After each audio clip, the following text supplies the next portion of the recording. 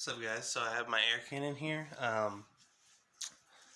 didn't bring my camera. I'm in Oklahoma right now at the haunt here, and I didn't bring my camera, but I've been saying I was gonna show off the air cannon that I bought at Transworld, but I just haven't done it, and I didn't bring my nice camera, so I'm doing this on my phone, so it looks like shit. So yeah, let's get into it. So whenever I bought this, all it was there was no controller. I mean, there was nothing on. There was none of this tape, none of this control. It was just this tank and this solenoid and the pressure gauge and the fitting. Well, like all this, just like all the shit that you would need for it to, be an air cannon. I added my controller and everything. So I got it from Little Spider Creations, I think they're called. Little Spider Creations or Little Spider Studios. I'm pretty sure it's Creations, though. And they usually make like big facades and big foam pieces and stuff. And they had like three of these air cannons up for auction. I got the one that didn't have the controller just because I was like, I have an extra controller for something like this, and I know everybody's gonna be bidding on the one with the controller, so that's why I got this one.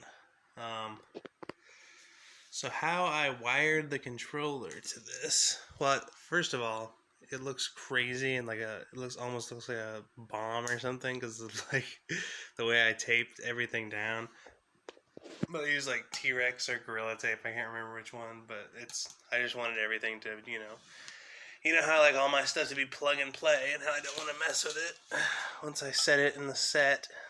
But anyway, that Peekaboo is ran by a 12-volt adapter, which is right there. I think it has to at least be a 12-volt adapter because I was trying to use like a 5-volt or something, and it wasn't enough power to trigger the solenoid. So in I don't know which port that is because I was looking at like a paper or something when I did this, but anyway, one of the leads from the solenoid goes into like the normally open, I would assume that is port, and then it goes into the trigger port, and that basically like gives like power that would also be getting power to the sensor to the solenoid, so you don't have to have like an external adapter to run the solenoid on the controller, which is really nice. And that's basically it. And then this one is this one just goes right into the closed. I don't know. I'd have to take the tape off. It's just so covered in tape I can't even see it. And then all I gotta do is, this is a Peekaboo 1, not a Peekaboo 1, a Peekaboo, whatever the one is that doesn't have audio on it.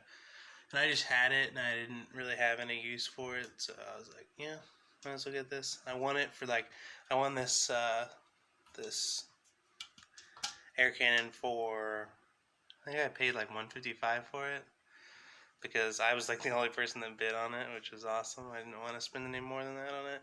But yeah, it's sweet. And then it has little legs on the bottom and a handle for you to carry it around.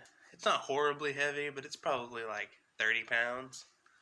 And then, I got a motion sensor hooked up to it. And then on my recording on the Peekaboo, it has a delay. Like it goes psst, psst, and then it has a delay. So, and if you don't know or have never gotten into air cannons, they're really awesome because it's a lot better than just having a solenoid air sprayer, because just all of this air in here gets just rushed out of this thing so fast that it's just like, it's such a bigger blast of air than you would get from just a ordinary water air sprayer. And then I have this set to like, I want to say it's like 40, it's either 40 or 60 psi. I watched whatever Fright Props video they had on it, and like it recommended not going over some point, and whatever I have it set to is like the safe limit. I think as long as it's shooting legs, it doesn't really matter, but you should never set these up pointing at someone's face, because it does blow a lot of air and really fast, and like it is pretty wild. So solenoid, I guess I can show you all that. It's just like a 12-volt solenoid, I think. Yep.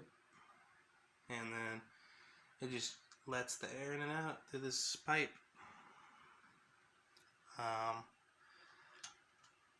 And yeah, the reason I have a 2-output controller on it is because I would get a Peekaboo one because they're, cheap and, they're good for stuff like this.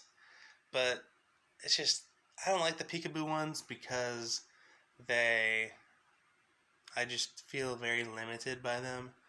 So I just like to, I like to at least get the Peekaboos that have the 2 outputs and the sound, just because, it's more flexible, and if I want to change it to something else, I'm not just limited to 1 output and no sound. And this one has no sound, but I'm still kind of flexible with this one. But anyway, that's pretty much it. And then I just had everything duct taped down because there was no good way for me to mount the controller onto it. And all this stuff is really on there. Like, you're not going to get any of this off, and this adapter is duct taped back here. So all I got to do is put some 1/4-inch air line into his fitting and plug in his adapter, and then he's ready to go. So I don't have my air compressor here at the haunt yet. It's still back in Missouri. So whenever I get him hooked up, whenever it's build season, I'll definitely get y'all hip on this thing. So yeah, thanks for watching. I just thought I'd make this quick video since I wasn't going to be making a video like for the next few days while I'm here over the 4th weekend building wall panels and stuff. So thanks for watching, y'all. Peace.